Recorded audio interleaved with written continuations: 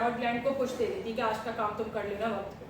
बाकी as such कोई disease नहीं रहता अगर उसकी बहुत दूसरी अलामत आपके नहीं है, जो अमूमन नहीं होती। शुरू में सिर्फ पिगमेंटेशन होती है, बाकी जो एक्सट्रीम की अलामत और लेडीज को अमूमन नहीं होती, ये भी अच्छी बात है।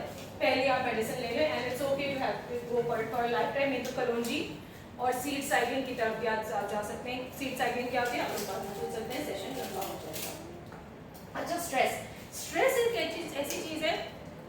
अच्छा, स्ट्रेस बड़ा मेरा फेवरेट टॉपिक, क्योंकि जो भी लेडी आती है जो ससुराल में होती है वो स्ट्रेस्ड ही होती है, और उसकी वजह से इतनी अजीब चीज़ है स्ट्रेस की। इसकी वजह से आपके ग्लैंड्स, आपका दिल, आपकी नसें वगैरह सब कुछ काम करना बंद कर देता है या काम करना छोड़ देता है। इतना मजबूत ऑर्गन है हमारा दिमाग। मैं कहती हूँ कि आप देखते हैं पागलों के बाल कितने अच्छे होते हैं, देखिएगा जाके, क्योंकि उनको स्ट्रेस नहीं होता, उनके बाल झड़ नहीं होता, तो कभी कच्चे नहीं होते। और जो सबसे ज़्यादा गंजा होता है वो सबसे अच्छा बिजनेसमैन होता है, क्योंकि वो स्ट्रेस ले रहा होता है, बिजनेस चला रहा होता है।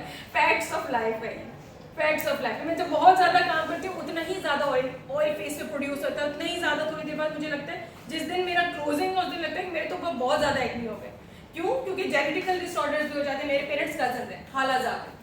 अब दुनिया के सारे लोग कुछ कह लें, आई नो मेरे अंदर ये चीज़ आएगी कि I been an acne patient. Diabetes का डिजीज़ आप चीनी छोड़ दें, लेकिन अगर आपके पेरेंट्स को है तो डायबिटीज़ आप ऑलमोस्ट 25 साल के करीब आपको डायबिटीज़ का खतरा होगा। हार्ट पेशेंट आपको सबको पता है, हार्ट पेशेंट होते हैं, बाप है बेटे में आएगा, बाप को बॉल्डनेस है बेटे में हो जाएगी, 22-23 साल के लड़के में भी हो जाएगी। वो कुछ भी कर ले, बेचारा परेशान हो बैठा, भाई कुछ नहीं कर सकता, आपके क्रोमोसोम्स में अल्लाह ने लिख दिया कि you will be bald by a certain age. तो ये कुछ चीज़ें होती हैं, वी हैव टू अंडरस्टैंड, क्योंकि अगर हम इसको अंडरस्टैंड नहीं करेंगे दो चीज़ें होंगी, डिप्रेशन होगा आपको एंड सोशल एंजाइटी। लोग आपको बोलते रहेंगे हर वक्त, आपको अपना मंजन बेचेंगे, ऐसे कर लो वैसे कर लो वैसे कर लो। You have to tell them कि नहीं, मेरा जेनेटिकल या हेरिडिटरी इशू है। You have to know yourself as well.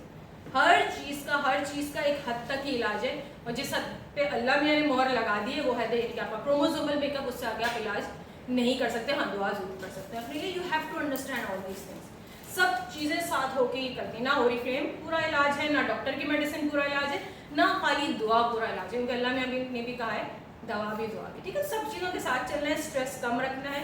As long as you are healthy, आप खा पी रहे हैं, आप चल सक रहे हैं, आप व्हील चेयर बाउंड नहीं है, आप वॉशरूम जा सक रहे हैं खुद से, उससे पूछें जो नहीं जा सकता, जो किसी पे डिपेंडेंट होता है, किसी भी एज का इंसान, they have a real problem and you do not have a problem. ठीक है, so these are the things, these all factors cause you melasma. Iron deficiency क्या छोटी छोटी चीज़ें रखी, इसमें भी स्ट्रेस फैक्टर वगैरह हैं।